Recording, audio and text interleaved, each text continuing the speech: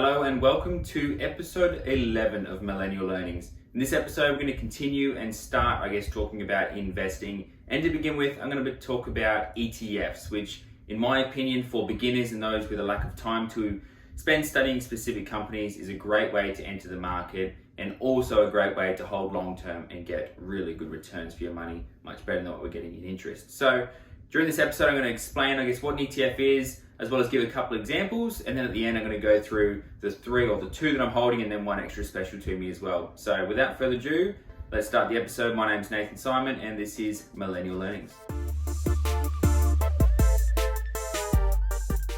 So what is an ETF? So ETF stands for Exchange Traded Fund. So what that means is it's a fund of stocks where you're able to invest through a regular stock exchange or through a regular broker. So this makes it a lot easier for a retail investor to enter because there's no minimum fee for you to start. So there's a lot of managed funds out there where they'll require a minimum investment to get their services, whereas this gives you a similar style of investment and you can start from as little as $5 utilizing certain brokers such as Raise and ComSec Pocket. To me, ETFs, as someone who's made a lot of mistakes with stocks, trying to pick them and trying to pick the market and pick winners and things like that, there's a really lack of barrier to entry to invest with these. So, for example, if you want to get access to stocks like Apple and Tesla and Google, things that cost a substantial amount of money, stocks that are trading of up to $2,000 per stock, you can utilize ETFs to have a exposure to those without you spending all your money at once into that one particular company, especially for a small starting out retail investor, which is the reason why I believe in them so much. What I mean by that, so there's some funds out there, some ETFs, which allow you to simply invest in the top stocks on a certain exchange, such as the NASDAQ 500 or S&P 500, the ASX 200, which basically has a percentage of the top 200 stocks in the ASX, and it's constantly changing when that 200 changes.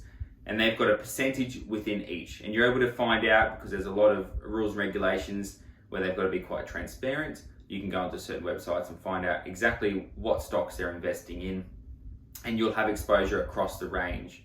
So rather than going out and choosing to invest in the 5 stocks that you've heard people talking about, you're investing in the ASX 200, you're basically an investor in 200 companies, which means that you're relying on the market in fluctuations. And while some stocks may outperform, some stocks may also drop, you get to average that out over time.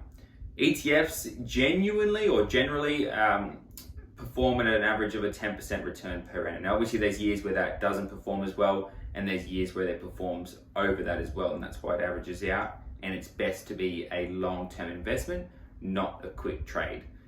So when you compare that to stocks where you might get one winner where you get 70%, and like me, who's had some terrible times, you might have one that sits at 40% negative, one at 10% negative, and overall you're sitting about the same, if not worse off. And then of course you could put your money in the bank to earn interest, and with the cash rate currently where it is, there's some banks that aren't paying interest. You might get 0.25% or 1% interest per annum, which is not going to change your life. So when you've got the ability to hold your money in a fund earning an average of 10% per year over a long-term period, utilizing what you get with that over a 10-year, 15-year, 20-year period is a much more sustainable and smart investment method, especially for those that are time poor. So there's a lot of ETFs in specific parts of investing. So you've got some that I like in cybersecurity. There's ones that specialize in electronic cars. There's some that specialize in medical innovations, and it gives you access to every or a big conglomerate of stocks within that particular industry. Now, when I go through, I've got the top 3 stocks in the 2 ETFs that I'm a big fan of, and I've never heard about any of these 6 companies. Okay, and the reason why I tell you that is because if you're out there trying to pick stocks, it's usually not the ones you know that are the ones that are going to outperform and the ones that are going to make you the most return over time. People that run ETFs, the companies like BetaShares, Vanguard and things like that, have access to the specific companies. They can talk to the boards, they can talk to management, they can deep dive and spend a lot more time, resources and money to make sure that that money or your money being invested into that ETF is going to the right way. As a retail investor, it's very, very hard for us to find the same sort of information, which is why I believe in ETFs so much. So as a beginner, if you're just trying to enter the market, low barrier of entry, an ETF is the way to go. Find something that's either close to your heart or stick to the easy ones, ASX 200, S&P 500, NASDAQ 200, the top stocks that sit on each index. That's a good place to start. Now, I have two specific ETFs that I invest in, and then another fund, I guess you call it, that's available on the ASX that I invest in that I just think does an amazing job. So with the first two that I invest in, I thought I'd do this. I put a poll up on Instagram. You guys voted you'd like to know. So the first one I got involved in was Hack. So I got lucky enough, I got involved in Hack just before a lot of the cybersecurity attacks were happening during COVID. And Hack basically is a cybersecurity company, okay? So they invest in cybersecurity companies or companies that work with cybersecurity companies or create, technologies or services that are required to build a cybersecurity company or platform. Now, the top three holdings, okay, are three companies I've never heard of. So you got Cisco, Accenture, and Splunk. All right, now further down the list, there's companies that I start understanding and I know, but these are the top three holdings, and beta shares are the ETF fund. If you want to look them up, HACK is the ticker on the ASX. But they've done obviously a lot of research to work out that that needs to be where the bulk of the money is. Now, the good thing about this is I haven't gone out and I've just bought a bunch of stocks where I think they're in this cybersecurity fund, and these guys have done it. Now I've got access to the rises and the fluctuations of that entire market now, rather than relying on a couple stock picks that I might have spent 5 minutes of my time trying to research, or a mate told me about and I'm hoping for the best. Okay. The other one that I've just gotten involved in, it's been just released by Beta Shares, I think it was last week or the week before, is ERTH, ERTH is the ticker. Basically that, as it says up here, is a climate change innovation ETF. So they're investing in companies that are either focused on climate change or assisting in regards to climate change and building technologies that are going to move that platform forward.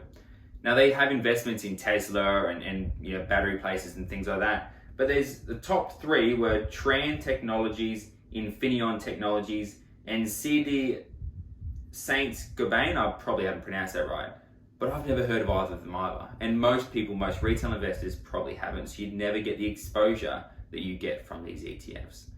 That's why I believe in them so much. And they're two, there's no investment advice, but they're two that I do believe will go forward and continue to make returns into the future. Climate change is going to be huge over the next 10, 15, 20 years. And of course, cybersecurity, as we move, especially now that we're all working from home a lot, is going to be a super, super big, important part of our life.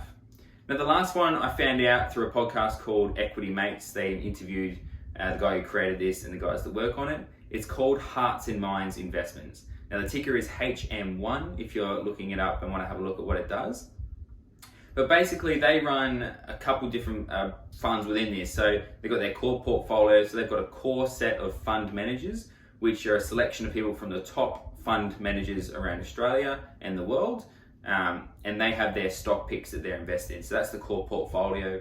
And then once a year, they do a big event, okay, where they get some of the top fund managers around the globe into a conference, and each one pitches a stock.